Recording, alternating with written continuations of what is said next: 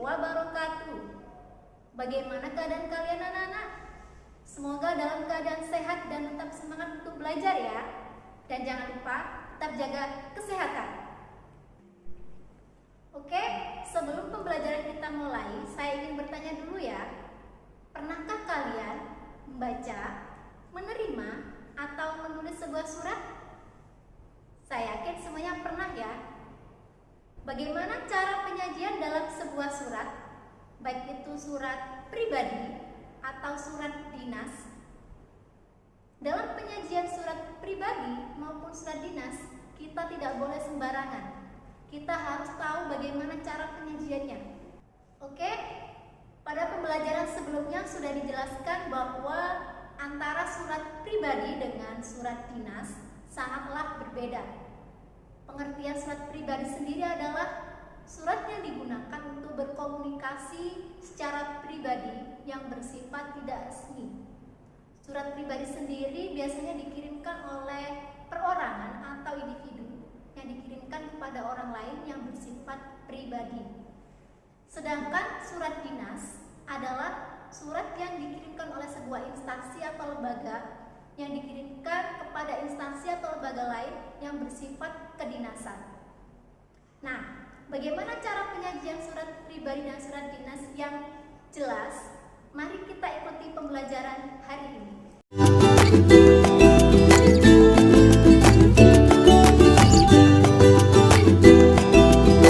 Pada pembelajaran kali ini, kita akan mempelajari struktur surat pribadi dan surat dinas.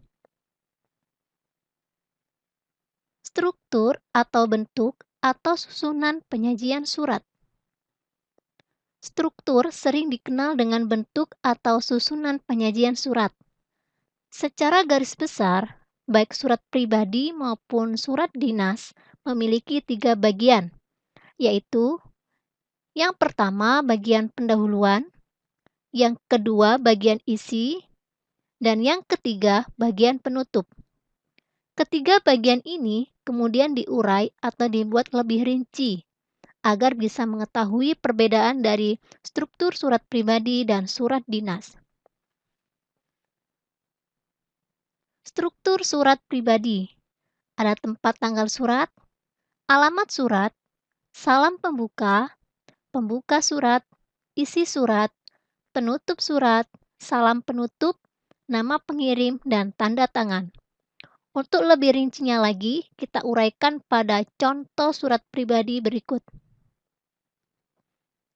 Tempat dan tanggal surat. Tempat dan tanggal surat berisi tempat dan tanggal pembuatan surat pada saat itu.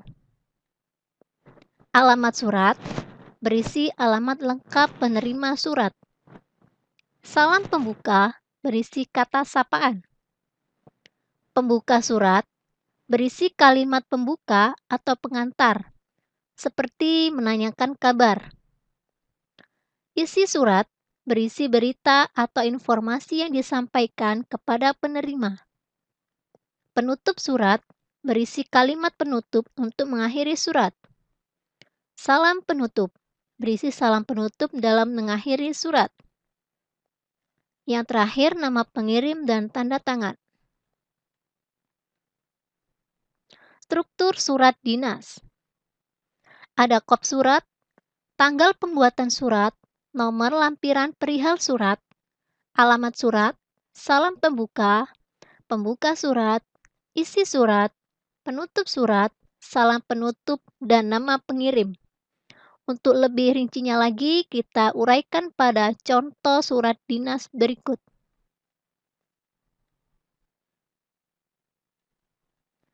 Kop surat. Kop surat selalu terletak di bagian atas isi surat. Kop surat biasanya memuat nama instansi, lambang atau logo instansi, alamat, nomor telepon, nomor faksimil atau email. Tanggal pembuatan surat. Tanggal surat menunjukkan waktu pembuatan surat tersebut. Dalam tanggal surat tercantum tanggal, bulan, dan tahun. Nomor lampiran dan perihal surat. Nomor surat berisikan urutan nomor surat yang bersangkutan. Selain itu, dalam nomor surat tercantum pula kode surat, angka, serta tahun surat itu dibuat. Lampiran. Lampiran berfungsi sebagai penerang bahwa dalam surat itu terdapat bahan-bahan tertulis yang disertakan. Perihal surat menyatakan masalah inti yang dikemukakan dalam suatu surat. Dalam karang-mengarang, perihal surat dapat disamakan dengan tema ataupun judul. Alamat surat. Alamat surat berisikan nama lengkap dan identitas atau alamat yang dituju. Alamat berfungsi sebagai penunjuk dalam menyampaikan surat kepada orang yang berhak menerimanya. Oleh karena itu, penulisan alamat surat haruslah lengkap dan jelas. Salam pembuka. Salam pembuka umumnya berupa kata-kata atau kalimat sapaan. Kalimat tersebut berfungsi sebagai penghormatan terhadap pihak terkirim atau pihak yang dikirimi. Pembuka surat. Pembuka surat berfungsi sebagai pengantar maksud atau isi pokok surat. Karena fungsinya sebagai pengantar, tentu saja rumusan pembukanya harus disesuaikan dengan isi surat tersebut. Isi surat.